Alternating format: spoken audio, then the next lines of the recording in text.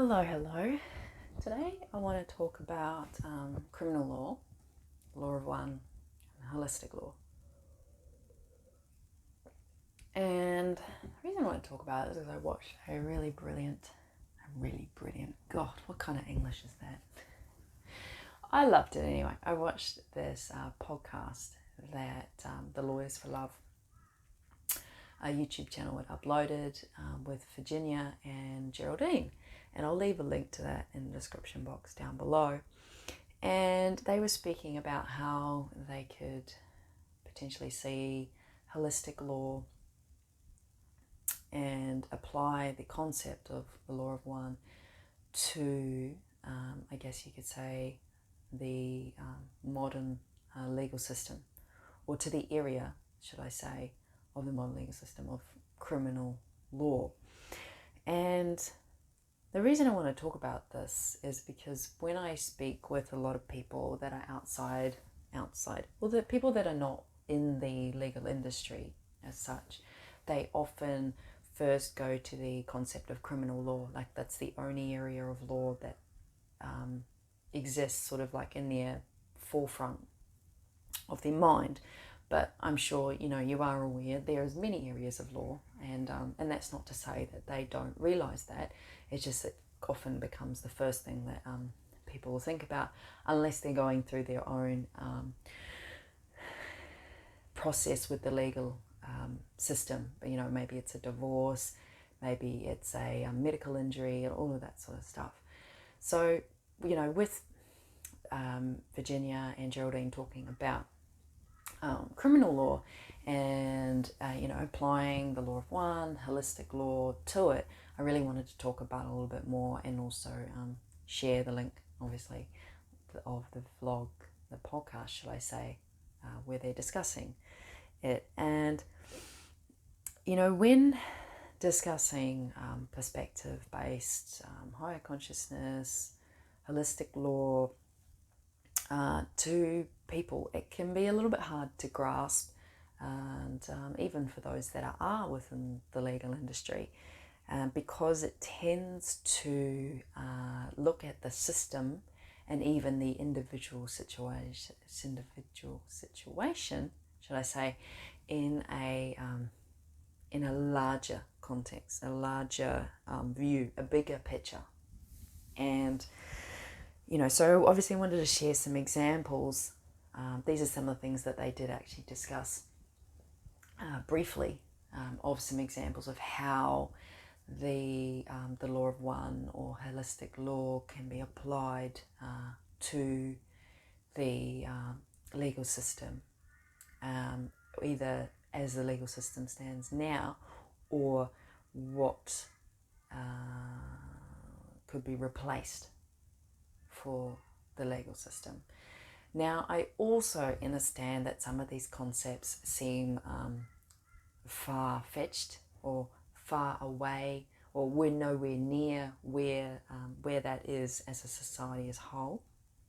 And I'm very aware of the reality of those perspectives.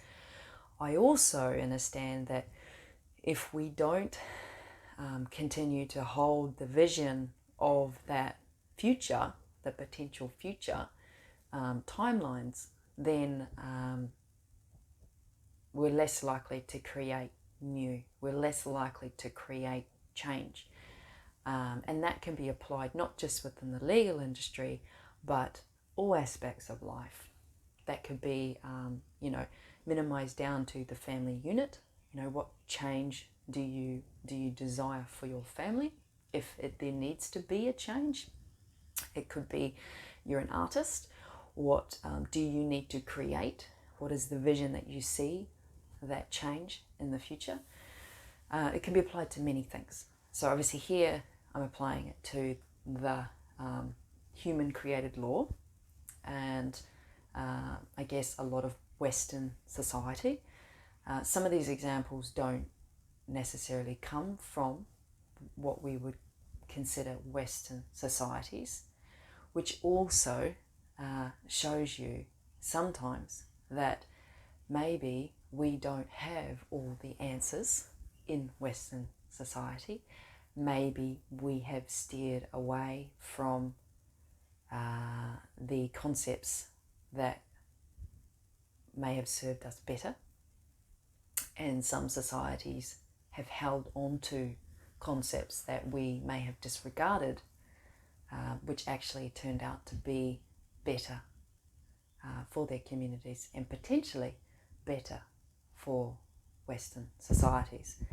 I know I'm sort of talking about a little bit of sort of separation here, but it's important to be able to discuss, obviously, the comparisons. And so, yeah, the first one, and I'm pretty sure I've talked about this probably before in a previous vlog, is there's a judge. I'll have to look up the name of the judge, so my apologies, in the United States. And when he gets a youth offender, a case that involves a youth offender in his courtroom, he will try to uncover what sort of goals that youth may have, whether it be they're desiring a particular job, maybe they want a particular grade so that they can graduate, maybe they want to get into a particular college. These are obviously very educational examples, but it's a very easy way to explain what I'm about to say. And the reason that he does that is because often, not always, but the youth offender may come from a home in which they don't feel supported in their goals, and they often need more support if it's not coming from the family home, from outside the family home, to encourage them, to give them what they need to step further into where they envision themselves to be and what they want to do and how they want to be in their life. And so instead of giving them, I guess, what some might call a punishment for doing something, there's still a recognition that obviously what they've done is not okay. It's not within our societal norms. The human created law says that you should not do this. There's no sort of denying of that.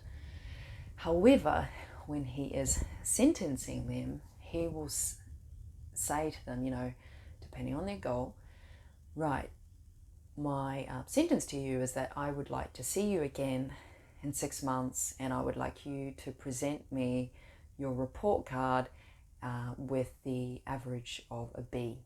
Or I would like you to show me that you have graduated and applied to get into this college, or you have started work at this place. It's obviously very personalized to that person and what their goal is.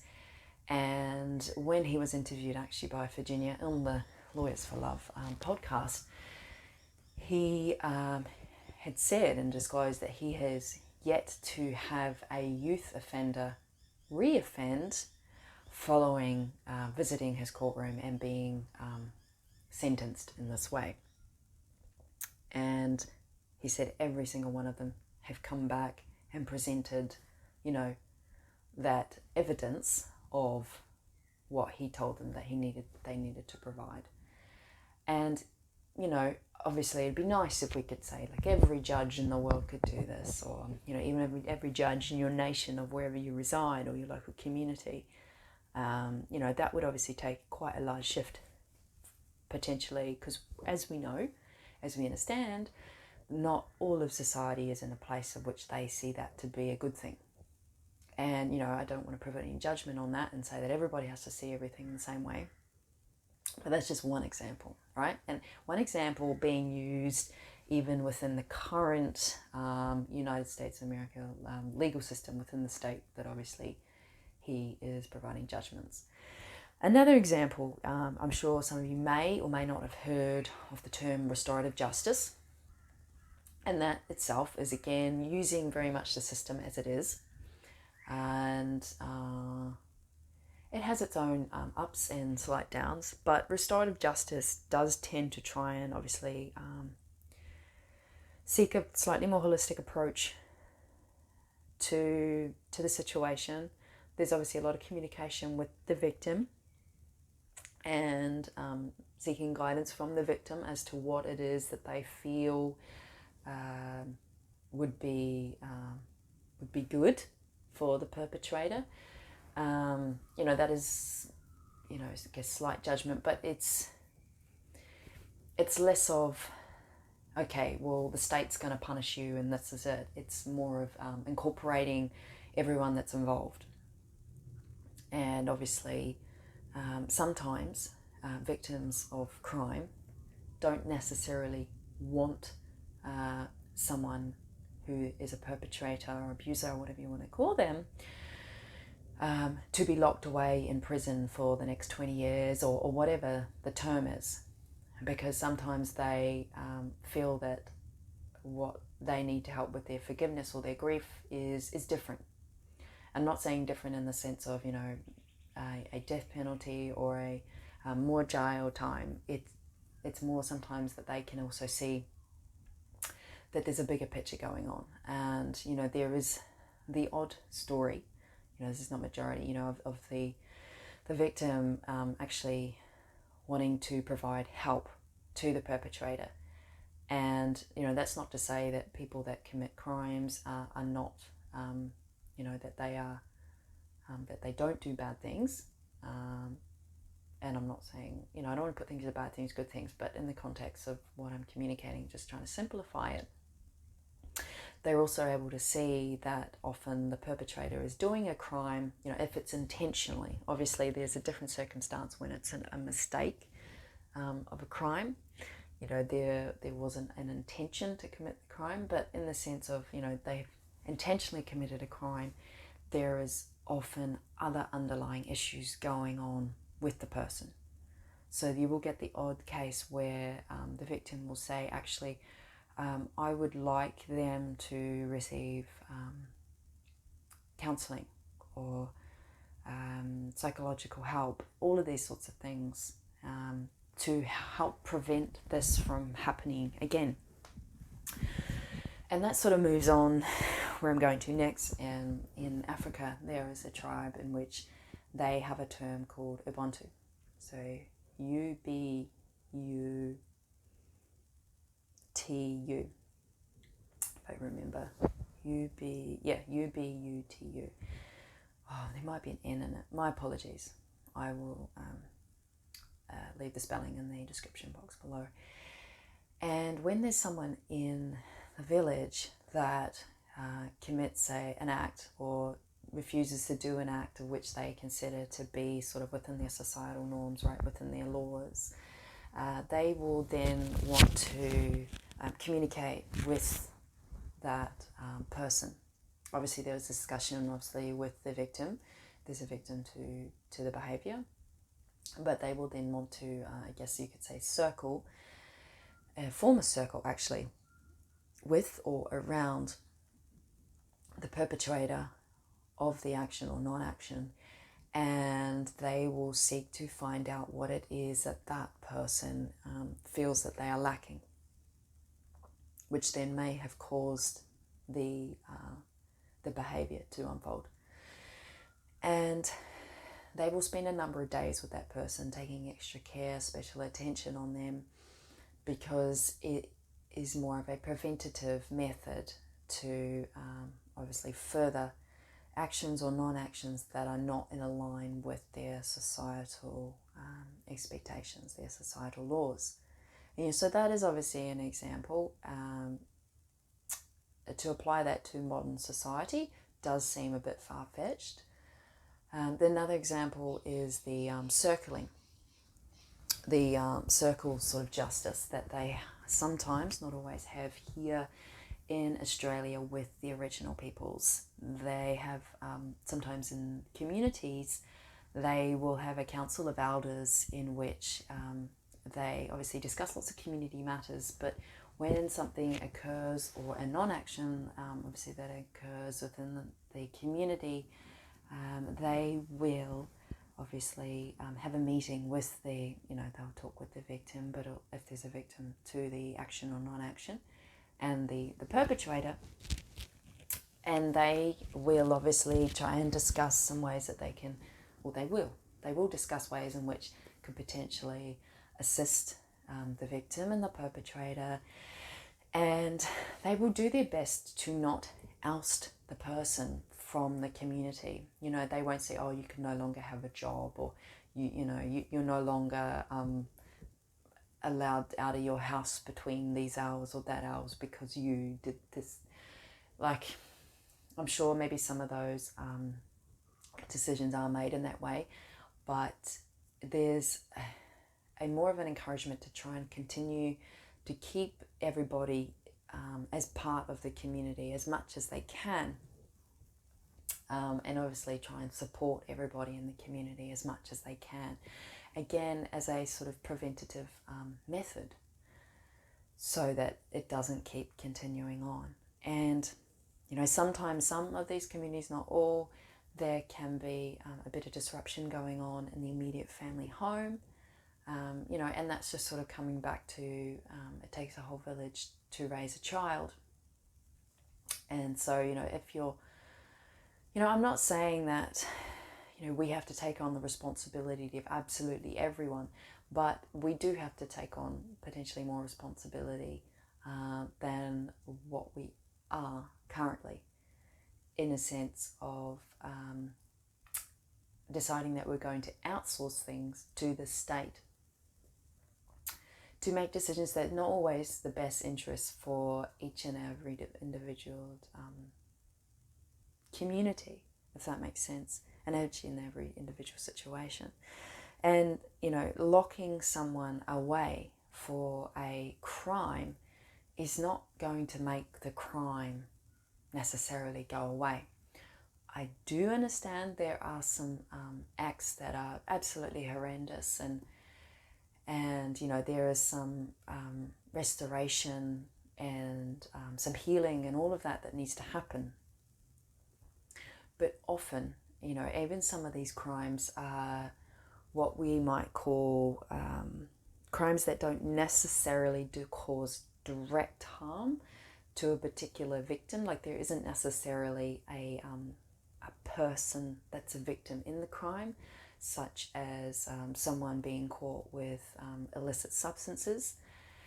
Yes, of course, that can cause crimes, and it could be related to crimes and behaviours and things that we're not okay with in society, and there could be potential victims associated pre, during and after, obviously, the consumption and the trading of those substances. But, with a activity like that, when there's no direct victim, often it's a case of obviously a behaviour and a pattern that's formed, and that person may actually require assistance, a lot of assistance to get themselves out of that pattern. And the same could be applied to a lot of other crimes where there's, some people will steal things because it's an addiction, but also people steal things because they don't have the financial support, they don't feel that they have the skills to be able to maybe financially sustain themselves in other ways. And often most crimes, but not all, will be from people who have been committing crimes before. They will come from environments, especially family environments, that haven't really given them the support that they really needed. And coming from the law of one, or a holistic law, or perspective base, or a higher consciousness law perspective, it's about going much deeper into the issue than just deciding we're going to lock someone away and convincing ourselves that that's going to solve the issue, when it actually doesn't. We have to take more responsibility for those within our community. What are we doing to help people, and what are we doing that doesn't help people? We kind of have to sort of grow up, in a sense. We can't keep thinking that the state and the law is our mummy and daddy, and they're going to, look after us for our best interests at all times. We have to take on some responsibility, and sort of come out of this child mentality that maybe we've created. And this is not to say that like having a child mentality or being a child or having children or anything to do with like a child is a negative thing.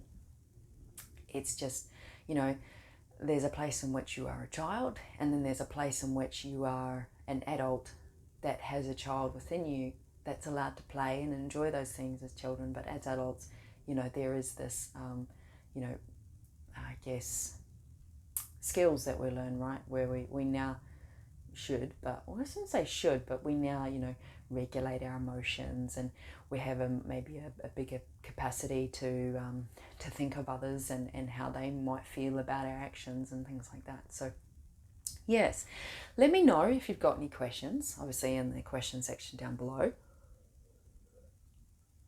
If you've got anything else you want to add, any questions, of course, like please reach out and contact me further with that, and I'll see you in the next vlog.